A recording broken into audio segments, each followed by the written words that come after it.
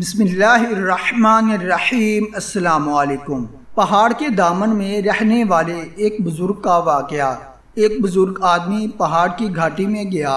اور اللہ تعالیٰ سے عہد کیا کہ میں تمام دنیاوی تعلقات سے رخ پھیر کر اب تیری عبادت میں یہاں مقیم رہوں گا، اور بھوک سے جب تنگ حال ہوں گا تو تیری ہی طرف سے عطا کا منتظر رہوں گا۔ خود نہ کسی مخلوق سے سوال کروں گا، نہ اس جنگل کے درختوں سے کوئی پھل یا پتا توڑ کر کھاؤں گا، البتہ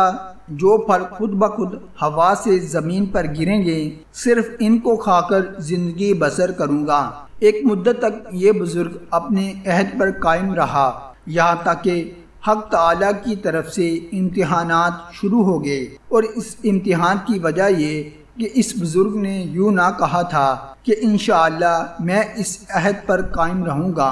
اس انشاءاللہ نہ کہنے کی وجہ سے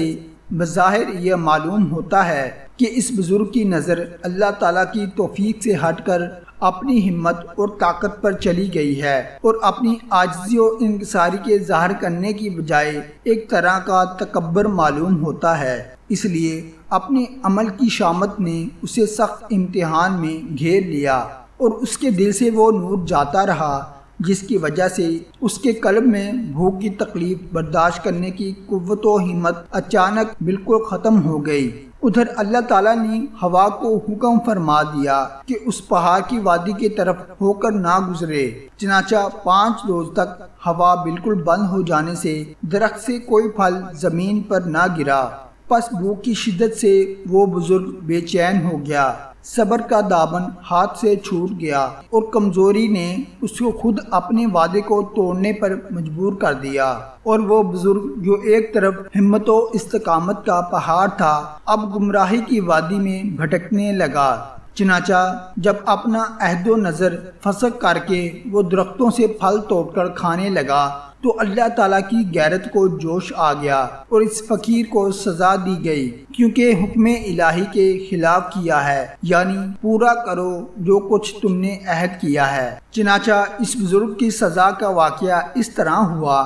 کہ چوروں کا ایک گروہ رات کو اس پہاڑ کے دامن میں ٹھہر گیا۔ ایک مخبر نے شہر کے پولیس افسر کو اطلاع دے دی کہ آج چوروں کا گروہ فلاں پہاڑ کے دامن میں ٹھہرا ہوا ہے۔ اس سے پہلے کہ پولیس افسران چوروں کو گرفتار کرتا، اس نے پہاڑ کے دامن میں اس درویش کو دیکھا، وہ سمجھا کہ یہ کوئی چور ہے، فوراً گرفتار کر لیا۔ فقیر نے بہت شور مچایا کہ میں چور نہیں ہوں، لیکن تھانے دار اور سپاہیوں نے ایک نہ سنی اور اس کا داہنا ہاتھ اور بایاں پیر کاٹ دیا۔ اسی اثنا میں ایک سوار ادھر سے گزرا، اس نے جب یہ قصہ دیکھا تو تھانے دار اور اس کے ساتھیوں کو بہت ڈانٹا کہ اے کتے، تو نے ایسے نیک فقیر کے ساتھ یہ سلوک کیا ہے، یہ تو فلاں شیخ کامل اور ابدال وقت ہے جس نے دنیا سے کنارہ کش ہو کر اس جگہ خلوت اور تنہائی اختیار کی تھی۔ یہ سنتے ہی پولیس افسر پر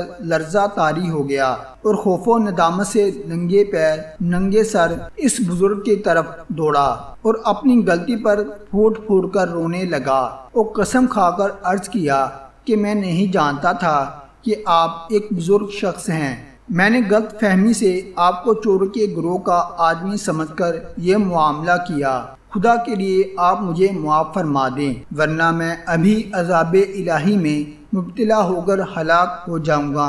درویش نے کہا کہ بھائی، تیرا بھی قصور نہیں ہے، میں خود قصوروار ہوں، میں نے اپنے مالک سے بد عہدی کی تھی جس کی مجھے سزا ملی ہے۔ اس واقعے سے ہمیں یہ سبق ملتا ہے کہ ہمیں اللہ تعالیٰ کے حضور عاجزی اور انکساری کا اظہار کرنا چاہیے، اور ہمیں ہر وقت اللہ تعالیٰ کی نعمت اور اس کی عطا کا محتاج سمجھنا چاہیے، اور ہر حال میں اللہ تعالیٰ سے عافیت کا سوال کرنا چاہیے۔ اپنی ہمت اور بندگی سے نظر اٹھ جائے، اس لیے کوئی بندہ بھی اپنے آپ کو اللہ تعالیٰ کی طرف سے امتحان کے قابل نہ سمجھے، بلکہ ہمیشہ اس کے فضل اور اس کی ہر چھوٹی بڑی نعمت کا سوال کرے۔